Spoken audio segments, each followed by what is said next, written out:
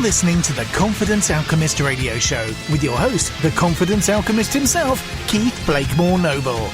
To find out more, visit theconfidencealchemist.com. But not before you've listened to this episode of the Confidence Alchemist radio show.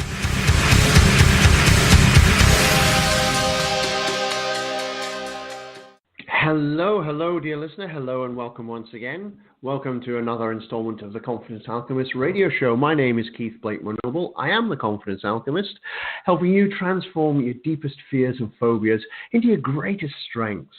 A couple of things I'd like to share with you today, which are going to give you an insight into perhaps why things have been the way they have been in your life and what you can do about it to effect great change in your life, to take control of your life, and to have a better quality of life. And let's face it, that's what it's all about, right? If we can take greater control of our lives, have better quality of life, that's got to be a good thing.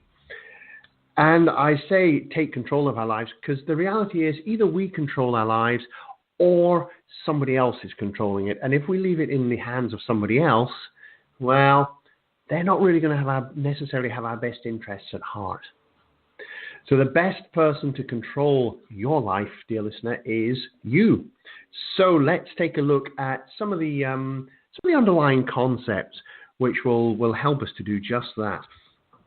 Now, I've called this episode "Not Your Fault," and we will come on to the topic of fault, and we'll complete the rest of that title a little bit later on in the show. Before we get there, I need to talk about something which you may have come across before, or you may not, who knows, cause and effect.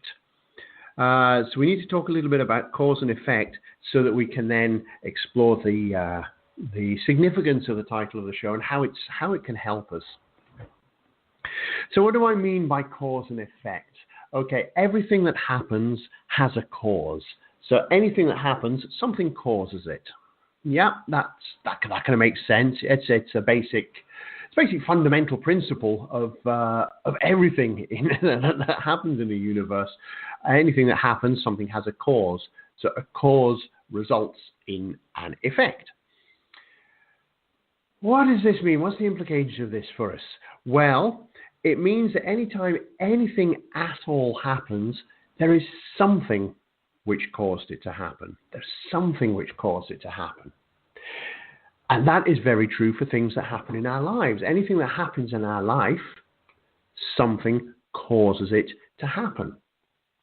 Now, when we look at anything that happens in our life, we can place ourselves at one of two places. We could either place ourselves at effect, or we can place ourselves at cause. So what do I mean by this? Well, when we place ourselves at effect, effectively what we're doing is we are putting ourselves at the mercy of events. We are saying we've got no control over anything that happens. It's not my fault. Other people did it. I would have got away with it if it weren't for you pesky kids. I could have been a contender. It's not my fault. It wasn't fair. It happened because of X, Y, and Z. Any of this striking a chord with you? You've probably heard people say those exact sort of things, right? For example, somebody turns up late to a meeting.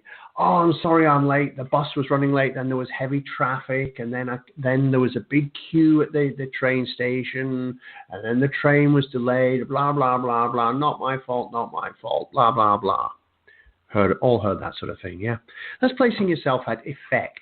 You're basically saying, it's other people made this happen. Other people made me late.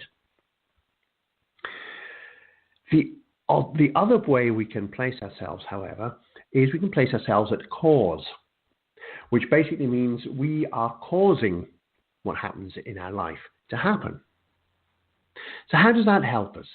Well, by placing ourselves at cause, we're taking responsibility for what has happened, which means we're also taking responsibility to ensure that we get the sorts of results that we want.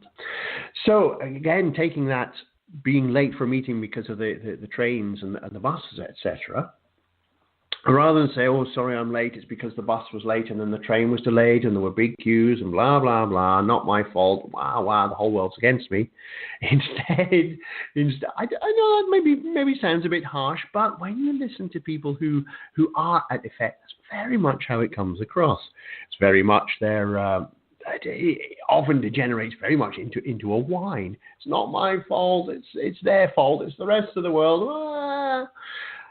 It's a very disempowering place. We're basically saying, I have no control over anything that's happening. I have no control over anything. I am at the mercy of everyone else, which is a very disempowering place to be, right?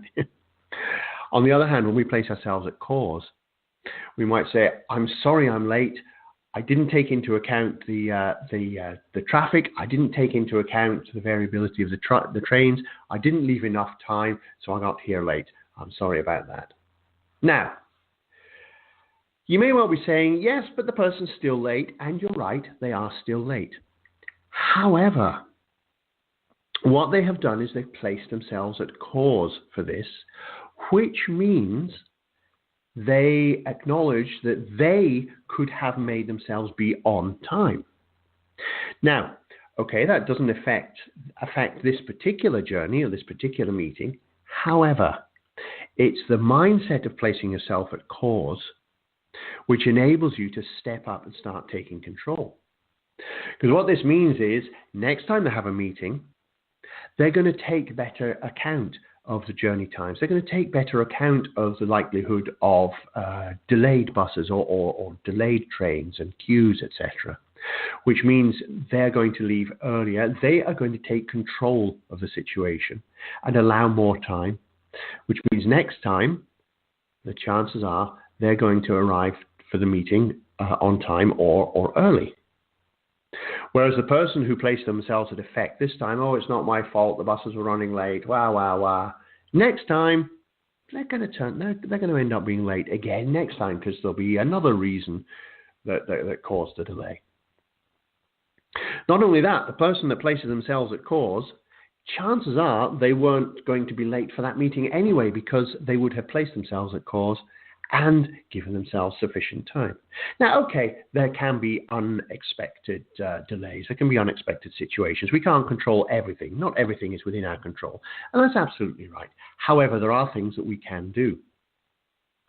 Did they phone ahead, for example, and say, hey, I'm really sorry, I'm running late. I'll be there 10 minutes or 15 minutes behind schedule. I hope that's okay. Can we continue? So at least the person waiting for them for the meeting, at least they know that they're coming. Again, that's placing yourself at cause. Whereas the person who places themselves at effect will just kind of bowl in late and blaming everybody else and but portraying themselves as the victim, basically. So that's cause and effect. You can either be at effect in life or you can be at cause in life, in any situation. And that's something to consider and something to look at. Next time you're in a situation, just ask yourself, am I at effect here or am I at cause? Am I blaming others? Am I making excuses? Oh, I would have done X, Y, and Z, but this happened. I would have got that done, but I was let down by that person. It's always somebody else's fault. Are you placing yourself at effect, blaming it on everyone else, making excuses, justifying excuses for why you're in that situation? Or are you taking charge of your life, placing yourself at cause and causing things to happen? I'd like to suggest that it's a much, much, much more empowering thing to place yourself at cause. Now, do you have control over everything? Absolutely not, and we're going to take a look at that in a moment. However, when you place yourself at cause, although you may not have control over everything, you do have a much greater ability to take control of a situation, to become proactive, to turn the situation around and to make the best out of whatever is going on. Which kind of leads us on to the main topic for today. The title of today's program, Not Your Fault. It's not your fault. And it isn't your fault. Nothing that happens is your fault, but everything is your responsibility. Ooh, nothing is your fault, but everything is your responsibility. Yeah, that sounds scary. So let's break this down into the two parts. First, we'll take a look at it's not your fault. Now, what I mean by this is, as we said earlier, yes, things happen. Life happens. You don't have control over everything else that happens. You don't have control over other people. There are all sorts of situations and circumstances that are way beyond your control. So, things can happen that are not your fault. And the important thing is, this is not so that you can place yourself at effect and go, oh, it's not my fault. I didn't make this happen. Placing yourself at effect is very disempowering, as we saw a few moments ago. No, the reason I talk about nothing is your fault is far too often when something goes wrong, we end up kind of blaming ourselves for it, even though it wasn't our fault. We end up blaming ourselves for what happened, and we end up looking back over all the things that led up to it, and we start down that road of regrets and what ifs. Oh, what if I hadn't done that? Oh, if only I'd done that instead. Why does this always happen to me? What am I doing to attract all of this bad stuff into my life? Which becomes a very, very, very disempowering place in which to be. Things happen that are way beyond our control. Bad stuff can happen. Very bad stuff can happen that's beyond our control. Take someone who's a victim of assault or rape, for example. It's not their fault. Somebody who's raped, it is never, under any circumstances, their fault for getting raped. Nothing they did justifies them getting raped. Nothing they did caused them to get raped. Nothing at all. I don't care how they dressed. I don't care where they were walking. I don't care how they were behaving. Nothing ever justifies them being raped. It is never their fault.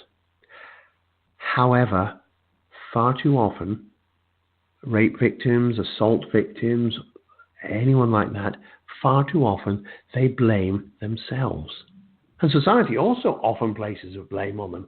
Oh, look at her. No wonder she got raped, dressed like that. What was she expecting? Well, sorry. I would say she was expecting to have a good night out. Not she was expecting that some nasty scumbag was going to sexually assault her just because of the way she's dressed. The way she's dressed is not a justification for it. It is not her fault. Yet all too often, such victims will blame themselves for it. And they'll blame themselves very deeply, to the point where it compounds the trauma and it causes them ongoing issues, sometimes for the rest of their lives, because they blame themselves for what happened. It's not their fault. Stuff happens. You don't have to blame yourself for everything that happens, especially if it was beyond your control. People who are in war zones, it's not their fault that governments start fighting, or that terrorists attack places. It's not the victim's fault. It's not your fault for being there. So, nothing is your fault. Things happen. Stuff happens that's beyond our control, and it's not our fault. However, that said, because we talked about cause and effect, and that when you're at effect, it's a very disempowering place to be. When you're at cause, it becomes a very empowering place. So if nothing's our fault, how can we turn that around from being at effect to being at cause? Well, that's where the second part comes in. Nothing is your fault, but everything is your responsibility. By which I mean, how you respond is everything to do with you.